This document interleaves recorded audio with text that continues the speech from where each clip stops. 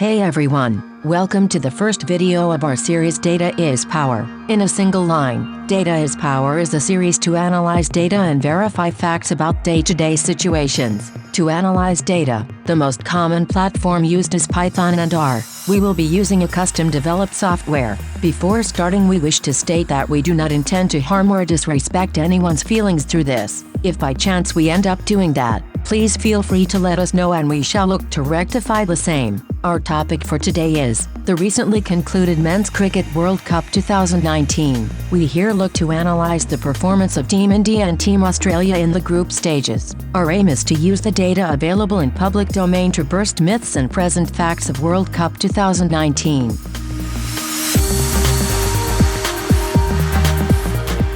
The data used by us is referred from this Excel where each row signifies a delivery ball bowled in the World Cup group stages. I will try and attach the link to this in the description.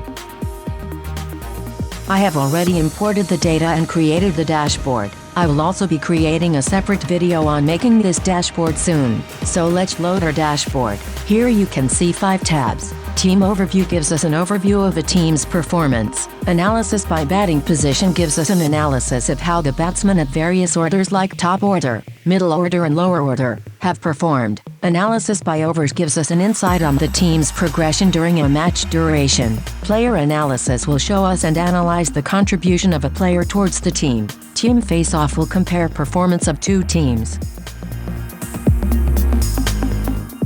So here we present Team India. We notice that on an average all players put together scored 48.41 runs with a strike rate of 92.91. India played 8 matches, out of which India won 7 matches, giving them a win percentage of 87.5.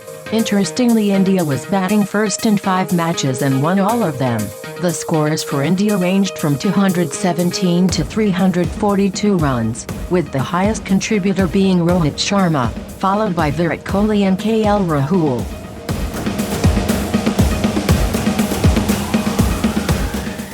Now moving to Australia. Australian players have scored at an average of 38.64 with a strike rate of 95.61. They played 9 matches and won 7 out of them.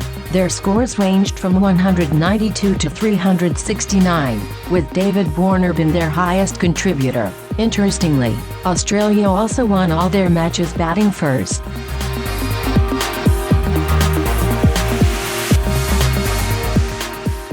Moving on to the next tab, we will now look to analyze the performance by batting position. This graph here represents the average of players at different batting positions. Corresponding graph to the right represents the strike rate of batsmen at different batting position. The graphs below represents the average and strike rate of the players. Let's slice the data to look at the top order.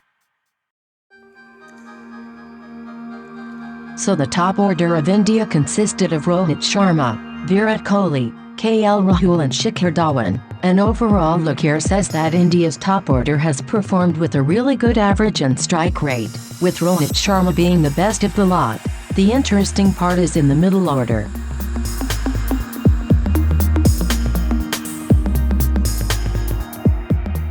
The strike rates of all batsmen looks good. Nothing major to worry about. India used as many as 7 batsmen in the middle order, with number 4 and 5 not being up to the mark. However, number 6 batsmen did perform well. Moving to Australia top order.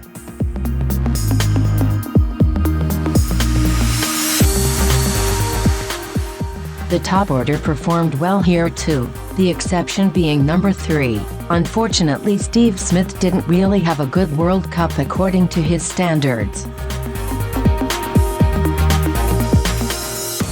Australia didn't really have a good middle order, but a huge plus for Australia is number 7 batsman, Alex Carey. He had an exceptional World Cup with an average of 82.25 and strike rate of 112.29. Moving to the next tab, we will analyze the performance of teams by session. Team India had a really good climb of runs in each session, with a slight dip seen in session 4. If we have a look at the number of wickets lost in each session, India lost a number of wickets in session 4 and 5. leading to the dip seen earlier. This again highlights the problems in the middle order for India. The strike rates in all sessions looks healthy and increasing.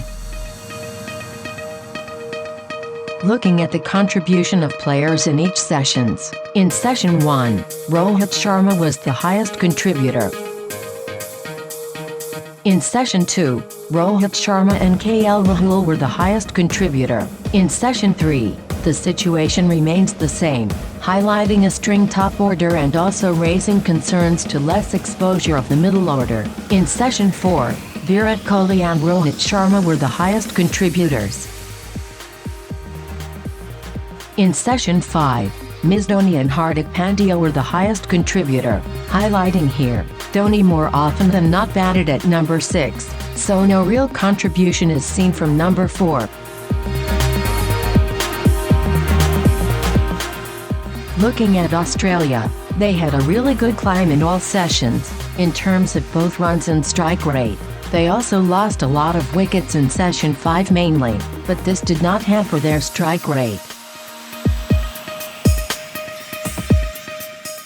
In terms of contribution to each session by players, Finch takes the first session. David Warner was the highlight of session 2. David Warner continued to contribute in session 3, with Alex Carey also contributing. Session 4 was shared by quite a few players, namely, Warner, Smith and Khwaja. Alex Carey contributed to session 5 again, with good amount of support from Khwaja and Maxwell. Let's now move to analyze the performance of individual players. We'll try to cover Rohit Sharma, Virat Kohli and Ms. Dhoni from India. From Australia, we'll try to cover Warner, Smith and Alex Carey, starting with Rohit Sharma, being the highest run scorer with 647 runs from 665 balls. Apart from 2 matches, Rohit Sharma has 50+ scores in all matches, 5 of them being 100+.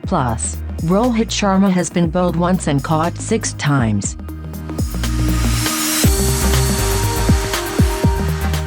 Moving to Virat, 442 runs scored of 472 balls, with a really good strike rate across sessions. Virat had 5 50+ session but none of them converting to 100, which can also be due to the reason that he came in very late and didn't have enough time to convert.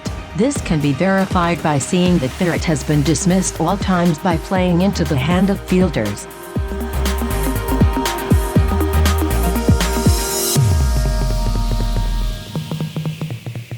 Dhoni batted at positions 5 and 6, scoring 223 runs from 245 deliveries. He has a really low strike rate in session 3, but picking up in session 4 and 5. This is because, after Dhoni there was no proper batsman left, so his job might have been to ensure that the lower order is not exposed, hence, ensuring caution and then looking to accelerate.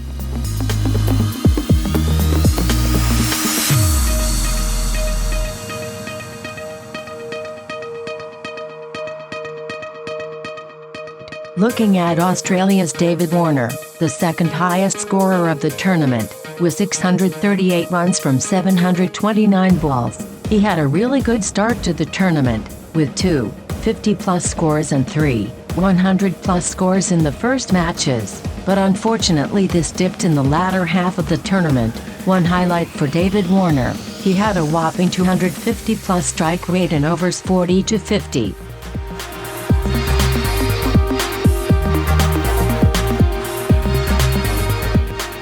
Steve Smith scored 294 runs out of 337 deliveries. He didn't have a great start to the tournament, but started to pick up somewhere in the middle. The strike rates were good and rising across sessions.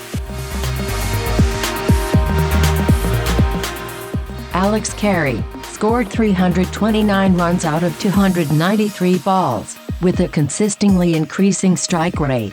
Alex Carey had a good start and end to the tournament, but had a dip in the middle. One highlight here is Alex Carey was caught 3 times, run out once and bowled once, which contributes to a total of 5 dismissals out of 8 matches. This explains the high average of the batsman what we saw earlier.